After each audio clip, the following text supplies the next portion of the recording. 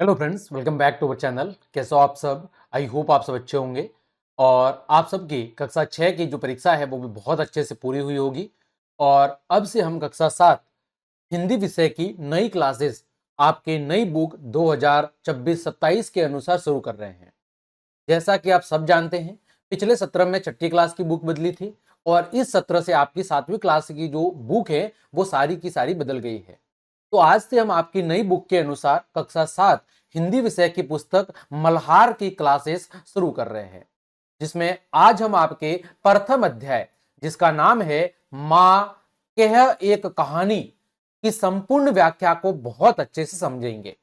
पहले हम पाठ को बहुत अच्छे से पढ़ेंगे, उसकी व्याख्या को समझेंगे और उसके बाद अगली क्लास के अंदर हम आपके पाठ के जितने भी प्रश्न दिए गए हैं उन सभी अभ्यास प्रश्नों को सॉल्व करना सीखेंगे। तो आप सभी प्यारे विद्यार्थियों से रिक्वेस्ट है कि सभी लोग जुड़ जाइए जल्दी से जल्दी और अपने दोस्त लोगों को भी शेयर कीजिए और ज्यादा से ज्यादा अपने दोस्तों को शेयर करें, ताकि आपके जो मित्र लोग हैं वो भी हमारे से जुड़कर अपनी पढ़ाई का आनंद ले सके। तो चलिए बिना किसी देरी के क्लास को अब हम शुरू करते हैं। बात करें इस अध्याय की, तो ये जो अध्याय है आपका, ये मैथिली चरण गुप्त के द्वारा रचित है। यानी इस कविता की जो रचना की गई है वो मैथिली चरण गुप्त द्वारा की गई है और उनके द्वारा रचित एक काव्य है यशोधरा, वहां से ये कविता ली गई है। मैथिली चरण गुप्त के द्वारा रचित एक काव्य है जिसका नाम है यशोधरा, वहां से आपका ये पाठ या जो ये कविता है ये ली गई है। ये कविता किससे संबंधित है? ये कविता सिद्धार्थ सिद्धार्थ जिनका नाम गौतम बुद्ध था, सिद्धार्थ जिनका वास्तविक नाम क्या था? गौतम बुद्ध। तो गौतम बुद्ध की पत्नी यशोधरा और उनके पुत्र राहुल के बीच का संवाद है। यानी इस कविता के अंदर हम क्या पढ़ेंगे? इस कविता के अंदर गौतम बुद्ध की पत्नी यशोधरा और उनके बेटे राहुल के बीच में जो वार्ता या जो संवाद हुआ है वो हम यहां पर कविता के माध्यम से पढ़ेंगे। इस कविता के अंदर जो राहुल है वो अपनी मां यानी यशोधरा से उनको कहानी सुनाने का क्या कर रहा है? आग्रह कर रहा है, निवेदन कर रहा है। यानी गौतम बुद्ध का पुत्र राहुल अपनी माता यशोधरा से एक कहानी सुनाने की क्या करता है? जिद करता है, जैसा कि आपको चित्र में भी दिख रहा है। ये उनका पुत्र राहुल है ना? चित्र के अंदर ये उनका पुत्र राहुल है और इधर उनकी माता जी क्या नाम है? जिनका नाम है यशोधरा। तो राहुल है वो अपनी मां यशोधरा से एक कहानी सुनाने की जिद करता है। चलिए वो क्या कहानी है, क्या कविता है, बच्चा किस बात की जिद करता है, उसको हम पद्यांश के अनुसार समझते हैं। सबसे पहला पद्यांश, जहां से आपके कहानी की क्या हो रही है? जहां से आपकी कहानी की शुरुआत हो रही है। देखो पहला पद्यांश क्या है? मां कह एक कहानी, बेटा समझ लिया क्या तूने, मुझको अपनी नानी, कहती है मुझसे यह छेटी, तू मेरी नानी की बेटी, कह मां कह लेटी ही लेटी, राजा था या रानी, राजा था या रानी, मां कह एक कहानी। तो ये एक पहला पद्यांश है। अब इसमें सबसे पहले हम कठिन शब्दार्थ को पढ़ेंगे। तो इसमें दो कठिन शब्दार्थ हैं। पहला है छेटी। छेटी का मतलब क्या होता है? दासी या सेविका। पहले राजा महाराजाओं के घर के अंदर जो काम करने वाली नौकरानी या जो सेविकाएं हुआ करती थी उनको दासी बोलते थे। और दूसरा शब्द है हठी। हठी का मतलब क्या होता है? जिद्दी होता है। तो यहां पर दो कठिन शब्दार्थ है, एक छेटी और दूसरा हठी। अब चलिए इसकी व्याख्या को हम पढ़ते हैं। ये जो पद्यांश है इसकी व्याख्या क्या है? इसके अंदर जो राहुल नाम का बालक है, जो राहुल नाम का बालक है वो अपनी मां यशोधरा से क्या करता है? कहानी सुनाने की जिद करता है।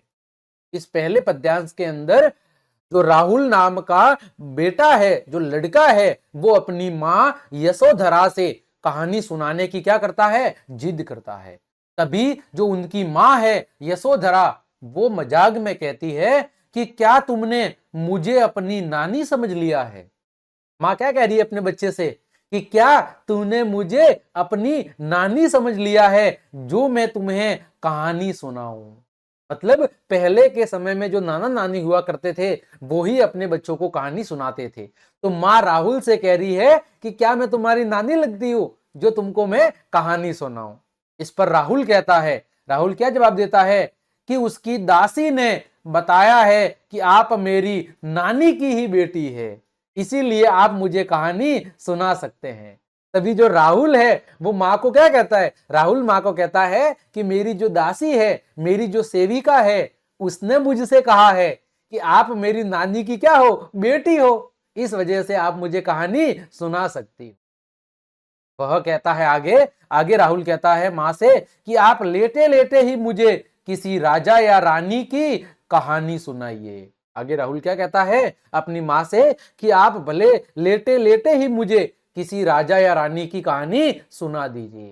तो इसका मतलब जो पहला पद्यांश था, उस पहला पद्यांश के अंदर जो राहुल नाम का बालक है वो अपनी माँ यशोधरा से कहानी सुनाने की क्या करता है, जिद करता है।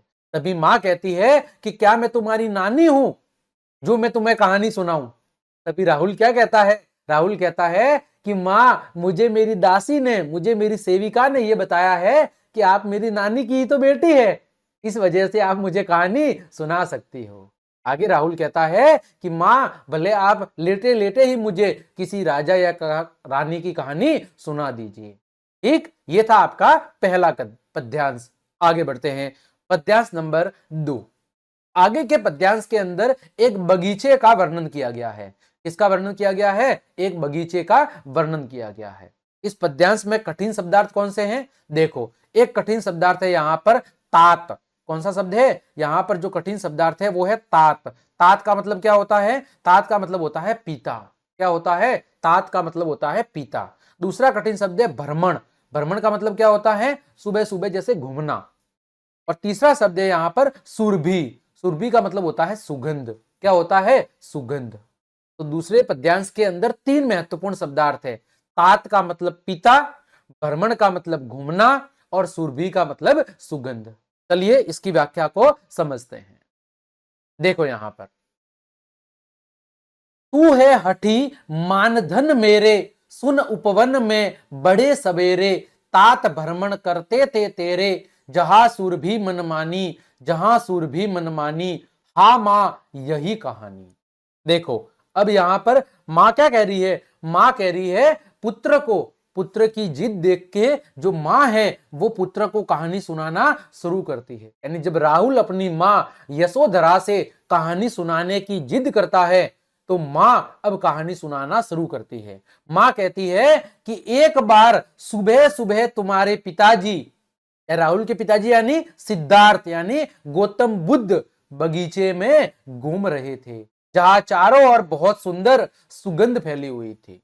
मां क्या कहती है, मां राहुल को कहानी सुनाना शुरू करती है और कहती है कि बेटा एक बार सुबह सुबह तुम्हारे पिताजी यानी सिद्धार्थ बगीचे में घूम रहे थे जहां चारों ओर बहुत सुगंध क्या कर रही थी, जहां चारों ओर बहुत सुंदर सुगंध फैली हुई थी। राहुल तभी उत्सुक होकर यानी बहुत ही ज्यादा खुश होकर कहता है, हाँ मां मुझे यही कहानी सुननी है।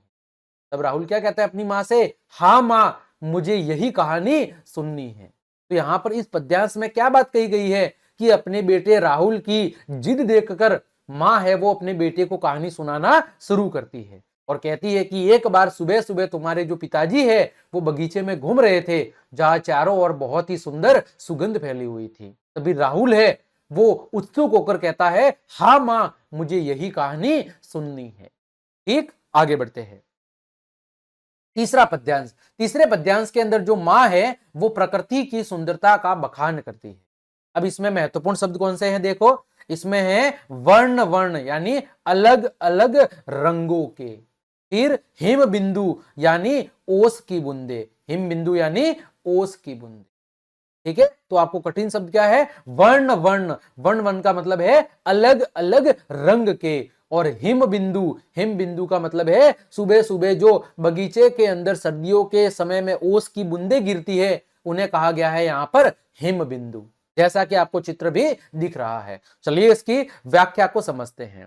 तो पद्यांश का कह रहा है, वर्ण वर्ण के फूल खिले थे, झलमल कर हिम बिंदु जिले थे, हल्के झोंके हिले मिले थे, लहरारा था पानी, लहराता था पानी, हा हा यही कहानी। तो इसकी व्याख्या क्या होगी? देखो, मां बताती है कि बगीचे के अंदर, मां बताती है बगीचे के अंदर रंग बिरंगे फूल खिले थे और उन पर ओस की बूंदे चमक रही थी। मां बताती है राहुल को कि बगीचे में, जिस बगीचे में तुम्हारे पिताजी सुबह सुबह भ्रमण कर रहे थे, उस बगीचे में रंग बिरंगे फूल खिले थे और उन पर ओस की बूंदे चमक रही थी, ठंडी हवा चल रही थी और तालाब में पानी है वो लहरा रहा था। उस बगीचे में रंग बिरंगे फूल खिले थे, उस पर ओस की बूंदे चमक रही थी, ठंडी ठंडी मतवाली पवन चल रही थी, तालाब में पानी ले लहा रहा था। तभी राहुल बीच में बोल पड़ता है कि क्या पानी लहरा रहा था। तभी राहुल अपनी मां से कहता है, क्या पानी लहरा रहा था? मां कहती है आगे, राहुल कहता है, हाँ यही कहानी सुनाओ। है ना, जब मां बगीचे की सुंदरता का वर्णन कर रही है, प्रकृति की सुंदरता का वर्णन कर रही है, तो राहुल बीच में बोल पड़ता है कि क्या पानी लहरा रहा था? हाँ। आगे राहुल कहता है, हाँ मां यही कहानी मुझे भी सुनाओ। ठीक है, तो यहां पर इस पद्यांश के अंदर जो मां है वो अपने बालक को उस बगीचे की सुंदरता का वर्णन कर रही है या प्रकृति की सुंदरता का बखान कर रही है। ठीक, आगे बढ़ते हैं। चौथा है, चौथे पद्यांश के अंदर जो मां है वो एक घायल हंस की घटना है वो अपने बेटे को सुनाती है। देखो यहां पर, गाते ते खग कल कल सवर से, सहसा एक हंस ऊपर से गिरा, बिद्ध होकर खर सर से, हुई पक्ष की हानि, हुई पक्ष की हानि, करुणा भरी कहानी। तो देखो यहां पर कठिन शब्दार्थ, पहले कठिन शब्दार्थ क्या है? खग। खग का मतलब क्या होता है? पक्षी। फिर दूसरा शब्द क्या है यहां पर? दूसरा शब्द है यहां पर बिद। बिद का मतलब क्या होता है? बीदा हुआ या घायल, बीदा हुआ या घायल पक्षी। ठीक है, अगला शब्द है आपका खर खर। खर सर, खर सर का मतलब तेज धार वाला तीर, और पक्ष का मतलब क्या होता है यहां पर? पक्ष का मतलब है पंख। यानी इस पद्यांश के अंदर जो मां है वो अपने बेटे राहुल को एक घायल हंस की क्या सुना रही है? घटना या कहानी सुना रही है। देखो इसकी व्याख्या क्या होगी। व्याख्या है कि गाते थे खग कल कल सवर से, यानी पक्षी है वो मधुर स्वर के अंदर गा रहे थे। सहसा एक हंस ऊपर से गिरा, तभी अचानक से एक हंस आकाश से नीचे गिरा, विद्ध होकर खर सर से, और वह शिकारी के तेज तीर से घायल हो गया, और उसका जो एक पंख है वो क्या हो गया था? वो कट गया था। तभी राहुल है वो अपनी मां से दुखी होकर कहता है, यह तो बहुत दया और दुख भरी कहानी।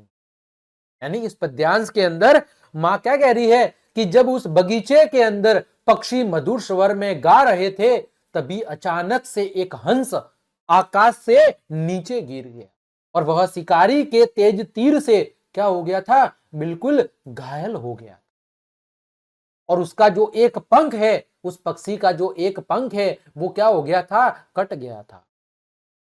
जब ये बात राहुल सुनता है तो वो दुखी होकर अपनी मां से कहता है कि मां, ये तो बहुत ही दया और कैसी कहानी है? दुख भरी कहानी है। ठीक, आगे बढ़ते हैं। अगला पद्यांश है, अगला है रक्षक और भक्षक का विवाद। यानी अगले पद्यांश में मां बता रही है कि अब उनके पिताजी यानी सिद्धार्थ, गौतम बुद्ध और जो शिकारी था उनके बीच में क्या हो जाता है? विवाद हो जाता है, झगड़ा हो जाता। देखो क्या कह रहा है पद्यांश, चौक उन्होंने उसे उठाया, नया जन्म सा उसने पाया, इतने में आखेटक आया, लक्ष्य सिद्धि का मानी, लक्ष्य सिद्धि का मानी, कोमल कठिन कहानी। तो यहां पर कठिन शब्द कौन कौन से हैं? आखेटक। आखेटक का मतलब होता है शिकारी, लक्ष्य सिद्धि यानी निशाने का सही लग जाना, और मानी का मतलब गर्व करने वाला। अब देखो इसकी व्याख्या क्या होगी कि जैसे ही सिद्धार्थ उस घायल हंस को अपने हाथों में उठा लेते हैं, तो सिद्धार्थ ने चौंक कर, यानी जब सिद्धार्थ के सामने जब ऊपर से जो पक्षी है, जो हंस है, वो घायल होकर नीचे गिर गया, तो सिद्धार्थ ने चौंक कर उस घायल हंस को क्या कर लिया, उस घायल हंस को उठा लिया, जिससे मानो हंस को क्या मिल गया, जिससे मानो हंस को एक नया जीवन मिल गया। तभी वहां पर वो शिकारी आ गया जिसने उस हंस को क्या किया था, जिसने उस हंस को मारा था। उसे अपने सही निशाने पर बहुत घमंड था। तो शिकारी को अपने सही निशाने पर बहुत घमंड था। राहुल इसे कोमल भावनाओं और कठोर न्याय के बीच की कहानी बताता है। तभी राहुल को लगता है कि ये कहानी तो बिल्कुल कोमल भावनाओं और कठोर न्याय के बीच की एक कहानी है।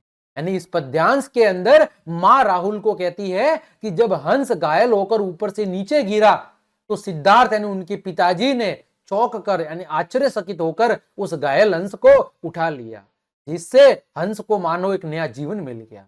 तभी वहां पर वो शिकारी आ गया जिसने उस हंस को क्या किया था, मारा था। उसे अपने सही निशाने पर बहुत घमंड था। किसको, शिकारी को।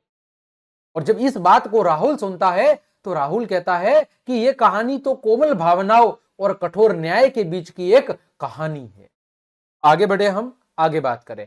अगला है विवाद और न्यायालय। यानी अब वो दोनों व्यक्ति सिद्धार्थ और शिकारी न्याय के लिए कहां पर जाते हैं, राजा के दरबार में जाते हैं। मांगा उसने आहत पक्षी, तेरे तात किंतु थे रक्षी, तब उसने जो था खग बख्शी, हट करने की ठानी, हट करने की ठानी, अब बढ़ चली कहानी। यहां पर देखो, पहले कठिन शब्दार्थ। आहत का मतलब क्या होता है, घायल।